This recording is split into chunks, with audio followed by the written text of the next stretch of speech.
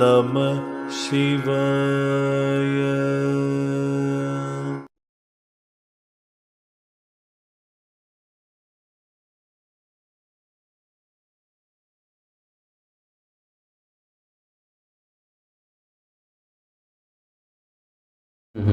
ഇപ്പോൾ പിന്നീട് വരുന്ന വെച്ചാൽ ഗാർഡിയൻ ഏഞ്ചൽസ് മൊത്തം എത്ര പേരുണ്ടെന്നോ അങ്ങനെ ഇല്ല, അങ്ങനെയല്ല. ഗാർഡിയൻ ഏഞ്ചൽസ് ഓരോ ആൾക്കും സ്പെഷ്യലി ആണ്.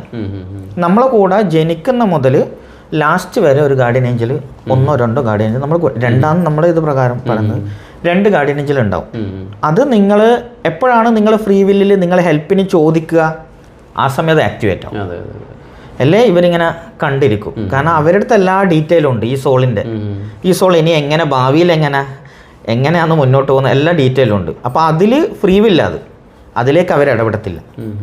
അപ്പോൾ ഇടപെടാണ്ട് നിൽക്കുന്ന ആ ഒരു സ്റ്റേജിൽ നിങ്ങൾ ബുദ്ധിമുട്ട് വരുമ്പോൾ എന്നെ ഒന്ന് ഹെൽപ്പ് ചെയ്യണമെന്ന് പറഞ്ഞാൽ അപ്പോൾ അവർക്ക് അതിലേക്ക് എൻ്റർ ചെയ്യാനുള്ളൊരു ഇതുണ്ട്. അത് ദൈവം അങ്ങനെയാണ് അവരെ സൃഷ്ടിച്ചത്, അവരെ ജോലി അങ്ങനെയാണ്. അതുകൊണ്ട് അവർ ഓട്ടോമാറ്റിക്കായി വന്ന് നിങ്ങളെ ഒന്നും ചെയ്യത്തില്ല. അപ്പോൾ അതെങ്ങനെയാണ്, ചിലപ്പോൾ ചില കാര്യങ്ങളിൽ ഇവരെ നിങ്ങൾ വിളിച്ചില്ലെങ്കിൽ ദൈവത്തിനെ വിളിക്കുമല്ലോ. അപ്പോൾ ദൈവം ഓൾറെഡി ആ കണക്ഷൻ ചെയ്യും അവിടത്തേക്ക്. അപ്പോൾ ഇവർ വന്നിട്ട് നമ്മളെ രക്ഷിക്കും. അങ്ങനെയാണ് ആ ഒരു സൈക്കിള് നടക്കുന്നത്. ഈ ഗാർഡിയൻ ഏഞ്ചൽസിനെ കൺട്രോൾ ചെയ്യുന്ന ഏഞ്ചലാണ് ഹയർ ആയിട്ടുള്ള ആർക്കേഞ്ചൽ. അപ്പോൾ ഈ ആർക്കേഞ്ചൽ എന്ന് പറഞ്ഞാൽ ഗ്രൂപ്പ്സ് ഓഫ് ഏഞ്ചൽസിനെ കൺട്രോൾ ചെയ്യുന്ന ഒരു പവറാണ്, ഒരു എനർജിയാണ്. അതിൽ ഇപ്പം ഓൾറെഡി ഇപ്പം സാധാരണ പറയുന്നത് ഒരു 17-18 ഏഞ്ചൽസിൻ്റെ പേരാണ് ഓൾറെഡി ഇതിലുള്ളത്, ആർക്കേഞ്ചൽസ്. അതൊന്നല്ല, ആർക്കേഞ്ചൽസ് ഇഷ്ടം പോലെ ഉണ്ട്, ഇനിയും ഉണ്ട്. ഇപ്പം നമുക്ക് അറിയുന്ന തന്നെ ഒരു 10-40ഓളം ആർക്കേഞ്ചൽസിൻ്റെ പേര് അറിയാം നമുക്ക്, പല ഇതിലും ഉപയോഗിക്കുന്നുണ്ട് ഇപ്പം. പക്ഷേങ്കിൽ കൂടുതലായിട്ട് നമ്മൾ കൂടുതലായിട്ട് ഞാനിപ്പോൾ സാധാരണയായിട്ടുള്ള പേരുകൾ ആർക്കേഞ്ചൽ മെറ്റാട്രോൺ ഉണ്ട്. മെറ്റാട്രോൺ എന്ന് പറയുന്നത് നമ്മുടെ കുട്ടികൾക്കില്ല ADHD അങ്ങനത്തെ ഹൈപ്പർ ആക്ടിവിറ്റി ഉള്ള കുട്ടികൾക്കെല്ലാം വേണമെങ്കിൽ അവരെ പ്രൊട്ടക്റ്റ് ചെയ്യാനും, പിന്നെ ചില കുട്ടികൾ നമ്മൾ ശ്രദ്ധ കുറവുകൊണ്ട് അവർ എങ്ങനെയെങ്കിലും അപകടം പറ്റുക, അപ്പോൾ ആ സമയത്തെല്ലാം ജസ്റ്റ് പ്രെയർ ചെയ്തിട്ട് അവർക്കൊരു പ്രൊട്ടക്ഷൻ കൊടുത്തു കഴിഞ്ഞാൽ ഈ കുട്ടികൾക്ക് ഉണ്ടാകുന്ന ഇതിൽ നിന്ന് രക്ഷ നേടാൻ പറ്റും. അപ്പോൾ അത് നിങ്ങൾ എത്രത്തോളം പ്രെയർ ചെയ്യുന്നു എന്നുള്ളതാണ്. അപ്പോൾ ചില ആൾ പറയും പ്രെയർ ചെയ്തിട്ട് അപകടം പറ്റിയല്ലോ, അതിൻ്റെ അർത്ഥം നിങ്ങൾ ആ പ്രെയർ ആക്ടിവേറ്റ് ആയിട്ടില്ല. അപ്പം അത് സ്ഥിരം നിങ്ങളൊരു ആവശ്യം വരുമ്പോൾ മാത്രം ഈ വിളിച്ച്, ഇപ്പം നമ്മളൊരാളോട് സ്ഥിരം കാണുന്ന ഒരാളോട് നമുക്ക് എന്തെങ്കിലും ഒരു കാര്യം ചോദിച്ചാൽ അവർ ഹെൽപ്പ് ചെയ്ത് തരും. ഇത് കൊല്ലത്തിൽ ഒരു പ്രാവശ്യം വിളിച്ചിട്ട് ആവശ്യം ചോദിക്കുമ്പോൾ അവരത്ര അതുപോലെ സ്ഥിരം ഒരു കണക്ഷൻ, എനർജീസ് എല്ലാം സ്ഥിരം കണക്ഷൻ ഉണ്ടെങ്കിൽ, എന്തുകൊണ്ടാണ് നമ്മൾ ഈ ഹിന്ദു ഇത് പ്രകാരം ഉപാസന കാര്യങ്ങൾ ചെയ്യുന്നത്? സ്ഥിരം ഒരു കണക്ഷൻ മെയിൻറ്റെയിൻ ചെയ്യാം. ആ കണക്ഷൻ ഉണ്ടാകുമ്പോൾ നമ്മൾ എന്താണോ ആഗ്രഹിക്കുന്ന ആ എനർജി അത് ക്യാച്ച് ചെയ്യും. അപ്പോൾ നമുക്ക് അതിനുള്ള ഫലങ്ങൾ കിട്ടും. അപ്പോൾ നമ്മൾ കുട്ടികളുടെ കാര്യങ്ങൾക്ക് ആർക്കേഞ്ചൽ മെറ്റാട്രോൺ, പിന്നെ നമ്മൾ സ്പിരിച്വൽ ഹയർ ശരിക്കും ക്രൗൺ ചക്രയുടെ മുകളിലോട്ടില്ല ആ കണക്ഷന് ആർക്കേഞ്ചൽ മെറ്റാട്രോൺ നമുക്ക് വിളിക്കാം. അതുപോലെ ആകാശി റെക്കോർഡ് എന്ന് പറയുന്ന അതിൽ ഈ ബുക്കിൻ്റെ കീപ്പർ, ആകാശ് റെക്കോർഡ് ബുക്കിൻ്റെ കീപ്പർ ആർക്കേഞ്ചൽ മെറ്റാട്രോണാണ്. നമ്മൾ അവിടെ എത്തിയിട്ട് ആർക്കേഞ്ചൽ മെറ്റാട്രോണിനോടാണ് ബുക്കിന് വേണ്ടി റിക്വസ്റ്റ് ചെയ്യുക. അപ്പോൾ അവിടെ ഇതാണ് ആർക്കേഞ്ചൽ മെറ്റാട്രോൺ. അടുത്ത അദ്ദേഹത്തിന് നേരെ ട്വിൻ ബ്രദർ ഉണ്ട്, സാൻഡൽഫോൺ. അപ്പോൾ നിങ്ങൾ പള്ളികളിൽ ശ്രദ്ധിച്ചിട്ടുണ്ടാവും, ഇങ്ങനെ ഒരു മാലാഖ ഇങ്ങനെ ഒരു ഇത് എന്താ പറയുക, അല്ല കാഹളല്ല, ഒരു നിങ്ങളൊരു ബ്യൂഗിൾ പോലത്തെ ഒരു മാലാഖല്ല, അതാണ് ശരിക്കും ആർക്കേഞ്ചൽ സാൻഡൽഫോൺ, മ്യൂസിക്കിൻ്റെ കൺട്രോളിങ്. അപ്പോൾ നമ്മുടെ പള്ളിയിൽ പാട്ടുകൾ അല്ലെങ്കിൽ അമ്പലങ്ങളിൽ ഭജനകൾ ഇതെല്ലാം ഈ ഹയർ സ്റ്റേറ്റസിലേക്ക് എത്തിക്കുന്നത്, ഈ പാട്ടിലൂടെ നമ്മൾ പ്രെയർ ചെയ്യുമല്ലോ, അതെല്ലാം എത്തിക്കുന്നത് ഈ സാൻഡൽഫോൺ എന്ന് പറയുന്ന ആർക്കേഞ്ചലാണ്. നമ്മൾ ചെയ്യുന്ന പ്രേയേഴ്സ്, ഇപ്പോൾ നമ്മൾ സാൻഡൽഫോണിനോട് പറയാമെന്ന് എൻ്റെ ഇന്നേ പ്രെയറാണ്, അത് യൂണിവേഴ്സിലേക്ക് എത്തിച്ചാലോ, അപ്പോൾ അത് ആ ഹയർ ഇതിലേക്ക് എത്തിക്കലാണ് അവരെ ജോലി. പക്ഷെ ഇവർ ഈ ആർക്കേഞ്ചൽ മെറ്റാട്രോണും സാൻഡൽഫോണും നമ്മുടെ തലഭാഗത്ത് മെറ്റാട്രോണും കാലിൻ്റെ കീഴെ സാൻഡൽഫോണുമാണ്. നമ്മുടെ ഗ്രൗണ്ട് ചെയ്യുക സാൻഡൽഫോണ്, നമ്മുടെ ഹയറായിട്ട് കണക്ട് ചെയ്യുക ആർക്കേഞ്ചൽ മെറ്റാട്രോണാണ്. അപ്പോൾ ഈ ഇവർ ട്വിൻ ബ്രദേഴ്സാണ്. ഏഞ്ചലിൽ ഇവർ ശരിക്കും പറയുന്നത് വെച്ചാൽ ഇവർ ഭൂമിയിൽ കാലങ്ങൾ മുന്നേ ജന്മം എടുത്തിട്ടുണ്ടെന്ന്, പിന്നീട് അവർ ഹയർ ഇതിലായിട്ട് ഏഞ്ചൽസ് ആയിട്ട് പോയതാണ്. അന്ന് പേരുകൾ അങ്ങനെ എന്തെങ്കിലും ഉണ്ടോ അന്ന് ഭൂമിയിൽ ജന്മം എടുത്തപ്പോൾ? പക്ഷെ അതിൽ പറയുന്നുണ്ട് എനോച്ച് എന്ന് പറയുന്നൊരു ആളുണ്ടായിരുന്നു. അവരെ പുനർജന്മ അവര് ആ ഇത് മാറിയിട്ട് മെറ്റാട്രോൺ ആയതെന്ന് പറയുന്നുണ്ട്. അത് ബുക്ക് ഓഫ് എനോച്ച് എന്ന് പറഞ്ഞിട്ടൊരു ഇതുണ്ട്. അതിലാണ് ഏഞ്ചൽസിനെ പറ്റി ഫുള്ള് ഇല്ലത്. അതിൽ നിന്നാണ് കുറച്ച് ഇപ്പം ഇങ്ങനെ ഇറങ്ങി വരുന്നത്. അതിൽ ഒരുപാട് ഏഞ്ചൽസിനെ പറ്റി നമുക്ക് എന്തും ചെയ്യാം. അങ്ങനെ ഒരു ഇതുണ്ട്, ബുക്കുണ്ട്. അതിൽ ആ ഡീറ്റെയിൽസ് ഇല്ല ഫുള്ള്. ഏഞ്ചൽസിനെ പറ്റി സ്പെല്ല് ചെയ്യുക. സ്പെല്ല് എന്ന് പറഞ്ഞാൽ നമ്മളൊരു ആവശ്യത്തിന് നമ്മളൊരു എനർജീനെ കോൾ ചെയ്ത്, ഇപ്പം നമ്മളൊരു റിലേഷൻഷിപ്പ് ഇഷ്യൂ അല്ലെങ്കിൽ മണി ഇഷ്യൂ നമുക്ക് ഹീൽ ചെയ്യണം. സാധാരണ ഇപ്പോൾ റേക്കി പോലത്തെ ഉണ്ടെങ്കിൽ നമ്മൾ ജസ്റ്റ് സാധാരണ എനർജി ആക്ടിവേറ്റ് ഹീൽ ചെയ്യാം. ഇതങ്ങനെയല്ല. നമ്മൾ കുറച്ച് മെഴുകുതിരി കാര്യങ്ങളെല്ലാം വെച്ച് ഈ എനർജീനെ പുറത്തുനിന്നൊരു എനർജീനെ കോൾ ചെയ്ത് വരുത്തും. എന്നിട്ട് ഈ കാര്യങ്ങൾ ചെയ്തു തരണം എന്നുള്ള രീതിയിൽ ചെയ്യുന്നതാണ് സ്പെല്ല്, മന്ത്രിക്കുക. നമ്മളിപ്പോൾ നാട്ടിൽ പൂജയെല്ലാം ചെയ്യുന്നില്ല, അതിൻ്റെ മോഡേൺ വേർഷനാണ് സ്പെല്ല്. അപ്പോൾ ഈ 2 ഏഞ്ചലാണ് ഇതിനുള്ളത്. അടുത്ത വരുന്നത് നമ്മൾ പ്രൊട്ടക്ഷൻ. ഇപ്പോഴത്തെ കാലത്ത് എല്ലാവർക്കും വേണ്ടത് പ്രൊട്ടക്ഷനാണ്. നമ്മുടെ എനർജി പ്രൊട്ടക്റ്റ് ചെയ്യുക. നമ്മൾ വീടിൽ നിന്ന് പുറത്തിറങ്ങുമ്പോൾ നമുക്ക് പ്രൊട്ടക്ഷൻ വേണം, ആക്സിഡൻറ്റോ അല്ലെങ്കിൽ എന്തോ ആയിക്കോട്ടെ. അപ്പോൾ ആർക്കേഞ്ചൽ മിക്കായൽ അത് ഫേമസ് ആയിരിക്കും, ഒരുവിധം എല്ലാവർക്കും അറിയുന്ന ആർക്കേഞ്ചൽ മിക്കായൽ.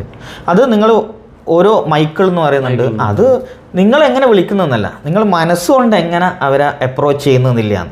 അത് മൈക്കിൾ എന്ന് വിളിച്ചാലും ഒരു സോഡാണ് കയ്യിലില്ല. അപ്പോൾ ആ സോഡാണ് എന്തിനോ അത് അതിനെ പ്രതിദാനം ചെയ്യുന്ന സോഡ് മാലാകമാറ് ഞാൻ നേരത്തെ പറഞ്ഞ് ലവ് ആൻഡ് ലൈറ്റ് ഉള്ളിയാണ്. പക്ഷെ അങ്ങനെയാണെങ്കിൽ എന്തുകൊണ്ടാണ് മിഖായലിൻ്റെ കയ്യിൽ വാള്? അതിൻ്റെ ആവശ്യമില്ലല്ലോ. ലവ് ആൻഡ് ലൈറ്റ് ആണെങ്കിൽ.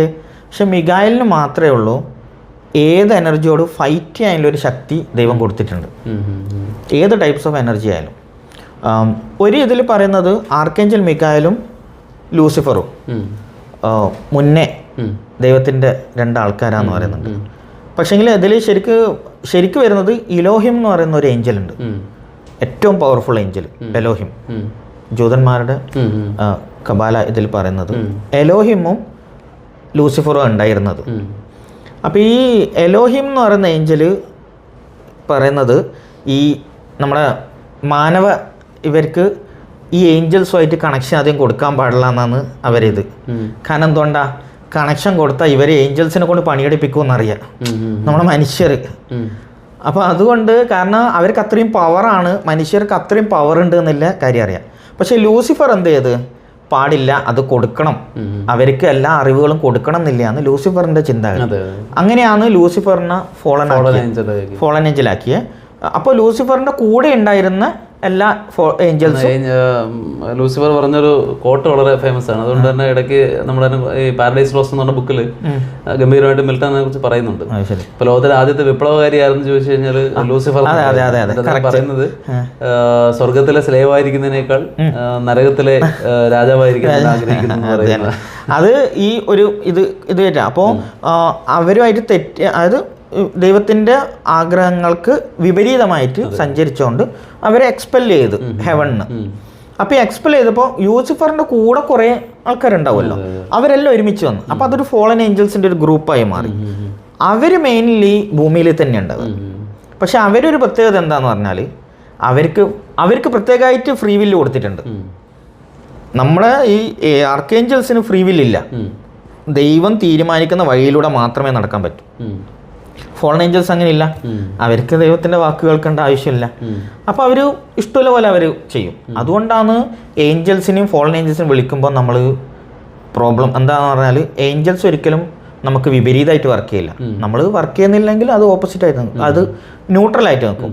ഫോളൻ ഏഞ്ചൽ അങ്ങനെയല്ല, അവർക്ക് ആരോ നിയമം ഒന്നുമില്ല. അപ്പോൾ അവർ എന്താണോ നമ്മൾ ചെയ്യുന്നത്, എന്തെങ്കിലും തെറ്റുണ്ടെങ്കിൽ നമ്മളതിൻ്റെ പരിണിത ഫലം അനുഭവിക്കേണ്ടി വരും. കാരണം അവരെ അടക്കി നിർത്താൻ ആളില്ല. ഇപ്പം ദൈവം തന്നെയാണ് ഇതെല്ലാം സൃഷ്ടിച്ചത്. അങ്ങനെയാണെങ്കിൽ ദൈവത്തിന് ഒറ്റ ഇതുകൊണ്ട് ഇവരെ നശിപ്പിക്കാമല്ലോ.